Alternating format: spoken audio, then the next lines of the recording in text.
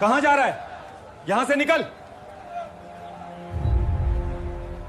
मैं भाषण दे सकता हूँ। बेटा, ये लाल किला है, तेरा स्कूल नहीं। मैं बोल सकता। दिल्ली का लाल किला, इससे बड़ा मंच क्या हो सकता था? 26 जनवरी 2024, देश का 75वां गणतंत्र दिवस। आसमान में तिरंगे के रंगों वाली घटाएं, हजारों सैनिकों की टुकड़ियां, दुनिया भर के मेहमान और लाखों लोग जो आंखों से ये जलसा देख रहे थे। टेलीविजन चैनल लाइव थे, रेडियो पर हर शब्द सीधे सुनाया जा रहा था। देश के सारे बड़े नेता, प्रधानमंत्री से लेकर मंत्रियों तक, विपक्ष के नेता और राष्ट्रपति जो मुख्य अतिथि थे।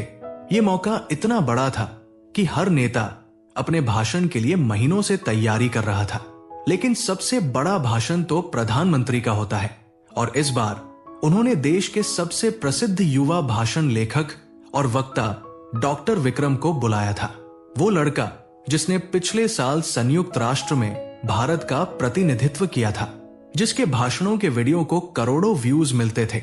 ये एक परफेक्ट प्लान था, कोई कमी नहीं छोड़ी गई थी। सुबह के 9 बज रहे थे, लाल किले का मंच सजा हुआ था, माइक टेस्ट हो चुका था, सुरक्षा की तगड़ी व्यवस्था थी।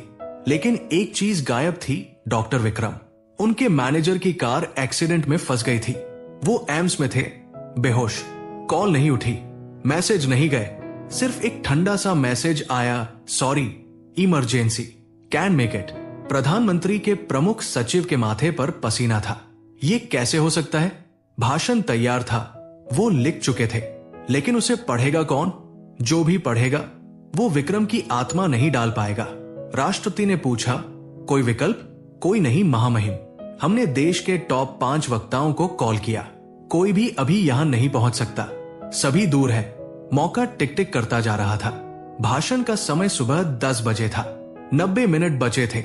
लाल किले के पिछले हिस्से में, जहां सिक्योरिटी की छोटी गेट थी, एक लड़का कूड़े के डिब्बे के पास खड़ा था। उसने वहीं से भाषण की तैयारी देखी थी। वो भिखारी नहीं था, लेकिन लोग उसे भिखारी ही समझते थे। उसका नाम था आकाश। उम्र शायद 14 या 15। वो जानता भी नहीं था सही से, कागजों पर कोई रिकॉर्ड नहीं था। उसके कपड़े फटे हुए थे, एक पुराना स्वेटर जो किसी से मिला था, उसके नीचे एक कुर्ता जो रंग उड़ा हुआ था। पैंट इतनी लंबी नहीं थी, उसके घुटने दिख रहे थे, चप्पल तो थी ही नहीं। वो नंगे पांव था, लेकिन उसकी आंखों में कुछ और ही था, एक चमक, एक जिज्ञासा, एक भूख। भूख भोजन की नहीं, ज्ञान की। वो लाल किले के बाहर रहता था, वही एक झुग्गी में जहां उसकी दादी थी। उसने कभी स्कूल नहीं देखा, लेकिन उसने हर भाषण सुना था। हर बार जब कोई नेता लाल किले पर आता, वो किसी तरह से नजदीक खड़ा हो जाता। सुरक्षा वाले उसे भगा देते, लेकिन वो फिर आ जाता। आज जब उसने सुना कि मुख्य वक्ता नहीं आएगा, तो उसके कान खड़े हो गए। उसने सुना कोई विकल्प नहीं, कोई भी ऐसा नहीं जो इतने बड़े मंच पर इतने बड़े नेताओं के सामने भाषण दे सके। उसी पल आकाश ने कूड़े का डिब्बा छोड़ दिया। वो सीधे उस ग्रुप की तरफ बढ़ा जहां प्रमुख सचिव खड़े थे। सुरक्षा कर्मियों ने तुरंत उसे रोक दिया।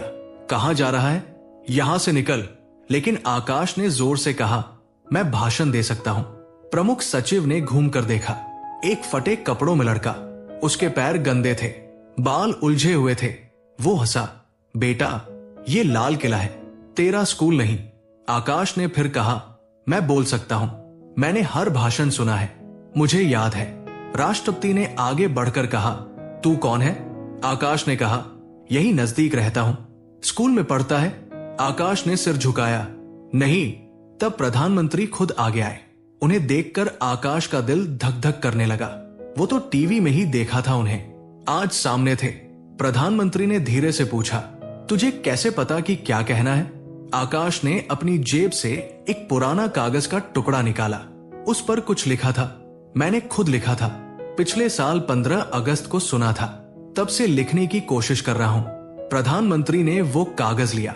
उस पर बचकानी लिखावट में कुछ बातें लिखी थी। गणतंत्र मेरे लिए क्या है?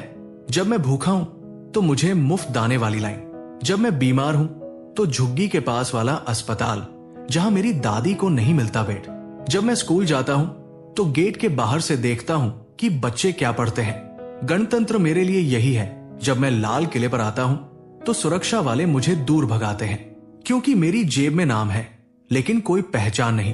प्रधानमंत्री ने वो कागज राष्ट्रपति को दिखाया। हॉल में सन्नाटा था। ये लड़का क्या कह रहा था? ये तो देश के सामने रखी सबसे बड़ी असलियत थी। प्रधानमंत्री ने आकाश की तरफ देखा। तुझे डर नहीं लगेगा? ये मंच बहुत बड़ा है, पूरा देश तुझे देखेगा। आकाश ने जवाब दिया, डर तो लगता है लेकिन बोलने से कम लगता है। ये वाक्य सुनकर प्रधानमंत्री की आंखों में चमक आ गई। ये वही भावना थी जो देश को आगे बढ़ाती है, डर के आगे जीत। ठीक है, तू बोलेगा, लेकिन एक शर्त है, तुझे वही बोलना है जो तेरे दिल में है, नकल नहीं, कोई तैयार भाषण नहीं। आकाश ने सिर हिलाया। मैं तो वही बोलूंगा जो मैंने देखा है। उस वाक्य के साथ इतिहास बनने वाला था। आकाश को तुरंत सुरक्षा चेक से गुजरना पड़ा। उसके कपड़े बदलने को कहा गया, लेकिन उसने मना किया। मैं इन्हीं कपड़ों में बोलूंगा क्योंकि यही मेरी असलियत है। प्रधानमंत्री ने उसके कंधे पर हाथ रखा। तू सही कह रहा है, लेकिन अंदर ही अंदर आकाश का दिल ऐसे धड़क रहा था जैसे लाखों ढोल बज रहे हों। वो मंच की सीढ़ियां चढ़ रहा था। नीचे देखा तो लाल किले के विशाल मैदान में लाखों लोग, दूर दूर तक सिर और टीवी कैमरे जो हर कोने में लगे थे। वो माइक के पास पहुंचा। वो उससे ऊंचा था। एक टेक्नीशियन ने माइक का स्टैंड नीचे किया। साउंड चेक हुआ। आकाश ने हल्के से हाँ कहा। उसके कानों में शोर नहीं था, सिर्फ दिल की धड़कन थी, धक धक धक। प्रधानमंत्री ने उससे पहले मंच साझा किया। उन्होंने लोगों से कहा, आज हमारे साथ एक अतिथि वक्ता है। वो कोई बड़ा नेता नहीं है, कोई प्रोफेसर नहीं है, वो हमारे बीच से एक आवाज है। हजारों लोग चुप हो गए। हैरानी थी, आश्चर्य था। कौन था ये लड़का? आकाश ने माइक पकड़ा। उसके हाथ कांप रहे थे। उसने पानी मांगा। शायद राष्ट्रपति नहीं, उसे पानी का गिलास पकड़ाया। उसने एक लंबी सांस ली और फिर बोला, नमस्ते, मेरा नाम आकाश है। बस इतना सुनकर ही लोगों में हलचल हुई। ये तो बच्चा था और फटे कपड़े, लेकिन आकाश ने आंखें बंद कर ली। उसे लोग नहीं दिख रहे थे, उसे केवल वह दिख रहा था जो उसने देखा था। मैं आज आपसे गणतंत्र के बारे में बोलने आया हूं, लेकिन मैंने इसे किताबों में नहीं पढ़ा, मैंने इसे सड़कों पर जिया है। जब मैं छोटा था, मेरी दादी कहती थी, आकाश, हमारा देश आजाद है। मैं पूछता, दादी, आजादी क्या होती है? वो कहती, जहां कोई गुलाम नहीं। मैं कहता, तो हम गुलाम क्यों हैं? वो चुप हो जाती, क्योंकि मैंने देखा जब हमारी झुग्गी तोड़ी गई तो हम चुप रहे, क्योंकि हमें कोई सुनता नहीं था। जब मैं अस्पताल के बाहर खड़ा था तो दादी को बेड नहीं मिला, क्योंकि हमारे पास आधार कार्ड नहीं था। जब मैं स्कूल देखा तो मेरे नाम की फीस थी। मेरे पास नाम तो था, लेकिन पैसे नहीं। तो मैंने सोचा, गणतंत्र क्या है? क्या ये सिर्फ एक दिन जब हम झंडा फहराते हैं? क्या ये सिर्फ एक भाषण है जो कोई लिख कर देता है? क्या ये सिर्फ एक छुट्टी है? वह रुका। पूरा लाल किला चुप था। लाखों लोगों की भीड़ में कोई हिला नहीं, सिर्फ उसकी आवाज गूंज रही थी। नहीं, गणतंत्र वो नहीं है। गणतंत्र वो है जब एक सड़क का बच्चा भी कहे, मैं भी इस देश का हूं।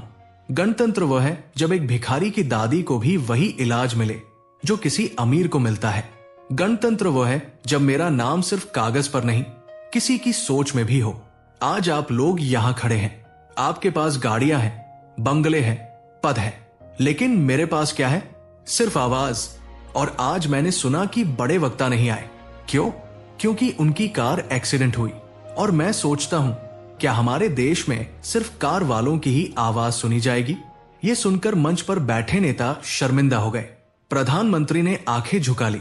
मैंने सुना है, संविधान में लिखा है सबको समान अधिकार, लेकिन मैंने देखा है कि जब मैं संविधान की कॉपी मांगता हूं तो कोई देता नहीं, क्योंकि मैंने पैसे नहीं दिए। संविधान तो मुफ्त होना चाहिए, है ना? आज मैं यहां इसलिए नहीं आया कि मैं कोई बड़ा नेता बनना चाहता हूं। मैं यहां इसलिए आया क्योंकि मैंने सुना कोई वक्ता नहीं है। और मैं सोचता हूं, क्या हमारे देश में भाषण सिर्फ डॉक्टरेट वाले ही दे सकते हैं?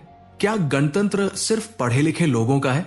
अगर ऐसा है तो मैं गणतंत्र नहीं चाहता, क्योंकि मेरे दादी ने कहा था, आजादी में सब शामिल है। तो गणतंत्र में क्यों नहीं? मैं आज आपसे कुछ नहीं मांगता, ना पैसा, ना घर, ना कपड़े।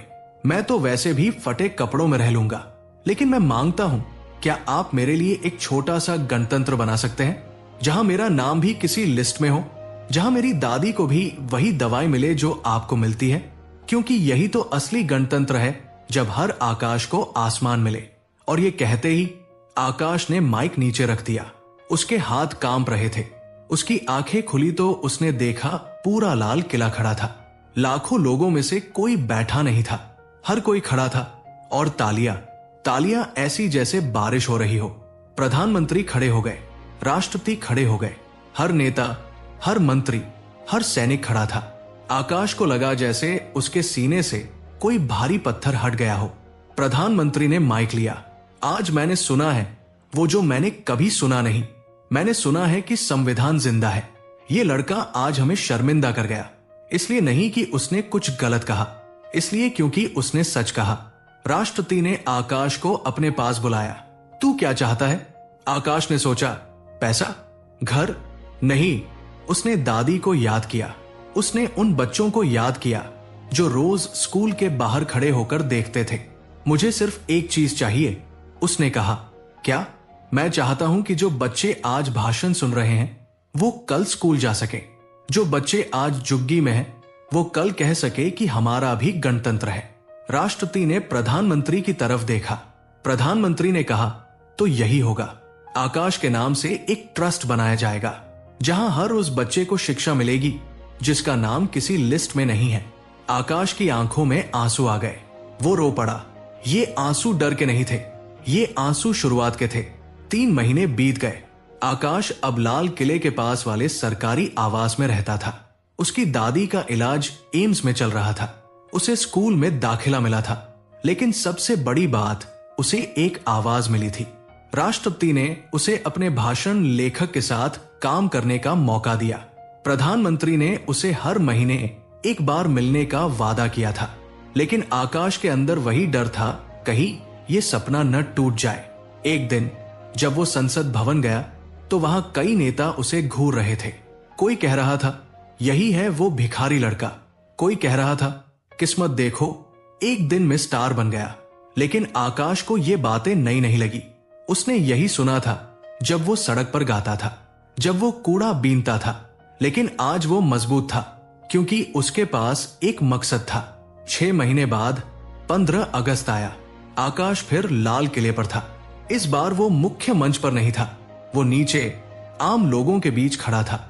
उसने देखा कि कैसे कुछ बच्चे जो उसकी तरह फटे कपड़ों में थे, सुरक्षा की बैरिकेड्स के पीछे खड़े थे। वो उनकी तरफ गया। क्या तुम लोग भाषण सुनना चाहते हो? उसने पूछा। एक छोटा लड़का, शायद 10 साल का, बोला, हमें अंदर नहीं जाने देते। आकाश ने मुस्कुराया, तो हम यहीं से सुनेंगे। उसने अपना फोन निकाला। उसमें एक ऐप था जो सीधे प्रसारण दिखा रहा था। वो बच्चों के बीच बैठ गया और भाषण सुनने लगा। जब भाषण खत्म हुआ तो उस लड़के ने पूछा, भैया तुम कौन हो? आकाश ने कहा, मैं वही हूं जो तुम हो, बस मुझे एक मौका मिल गया और मैं चाहता हूं कि तुम्हें भी मिले। उसने उस लड़के का नाम पूछा, रोहन। चल रोहन, मैं तुझे एक जगह ले चलता हूं। और आकाश ने रोहन और सभी बच्चों को वही ले गया जहां उसे ले जाया गया था, एक स्कूल में, जहां उसका नाम लिखा गया बिना फीस के। 1 साल बाद आकाश की एक एनजीओ चल रही थी, आकाश का गणतंत्र। उसमें 500 से ज्यादा बच्चे थे। सभी के पास आधार कार्ड था, सभी स्कूल जाते थे, सभी कहते थे हमारा भी गणतंत्र है। आकाश खुद अब दिल्ली यूनिवर्सिटी में पढ़ता था, राजनीति विज्ञान उसका लक्ष्य था। एक दिन वह भी उस मंच पर खड़ा होगा जहां से वो बोलेगा न कि भाषण बल्कि वादे। 26 जनवरी 2025। आकाश फिर लाल किले पर था। इस बार वो मुख्य मंच पर था, लेकिन अब वो फटे कपड़ों में नहीं था, साधारण कपड़ों में था, क्योंकि वो जानता था कपड़े बदल जाते हैं लेकिन आवाज नहीं। उसने भाषण दिया और इस बार उसने शुरुआत की उसी वाक्य से जो उसने 1 साल पहले कही थी। नमस्ते, मेरा नाम आकाश है और आज मैं आपसे गणतंत्र के बारे में बोलने आया हूं। पूरा देश खड़ा हो गया, न कि उसके लिए बल्कि उसके सपने के लिए। आकाश ने जो संबोधन खत्म किया तो उसने नीचे देखा। वही लड़के खड़े थे जो 1 साल पहले उसे घूरते थे, जो कहते थे यही है वो वायरल लड़का। लेकिन आज वे उसके साथ आए। एक ने कहा, भाई हम भी तुम्हारी तरह कुछ करना चाहते हैं। आकाश मुस्कुराया, तो शुरुआत यहीं से करो। उसने उन्हें अपनी झुग्गी वाली जगह ले जाया, जहां अब एक स्कूल बन रहा था, जहां लिखा था हर आकाश को आसमान। रोहन, वो छोटा लड़का, अब उस स्कूल में 5वीं कक्षा का टॉपर था। उसने आकाश से पूछा, भैया मैं भी वो भाषण दूंगा जो तुमने दिया था? आकाश ने कहा, नहीं, तू वो भाषण दे जो तेरे दिल में है, क्योंकि गणतंत्र तभी मजबूत होता है जब हर आवाज सुनी जाए। इस कहानी का अंत नहीं है, क्योंकि आकाश अभी भी लिख रहा है। वो हर 26 जनवरी को लाल किले पर जाता है, न भाषण देने के लिए, न मंच पर चढ़ने के लिए। वो जाता है उन बच्चों के पास जो अभी भी बैरिकेड्स के पीछे खड़े होकर देखते हैं।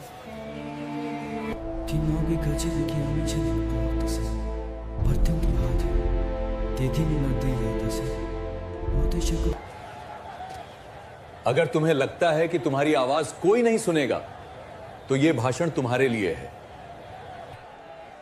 क्योंकि कुछ कहानियां यहीं खत्म नहीं होती, वे यहीं से दूसरों के लिए शुरू होती हैं। यह कहानी उन सभी आकाश को समर्पित है जो अभी भी आसमान की तरफ देखते हैं, क्योंकि उन्हें विश्वास है कि गणतंत्र उनका भी है। आपको ये कहानी कैसी लगी कमेंट में बताइए, और अगर आपके आसपास कोई ऐसा आकाश है जिसे आसमान चाहिए तो इस कहानी को शेयर करें।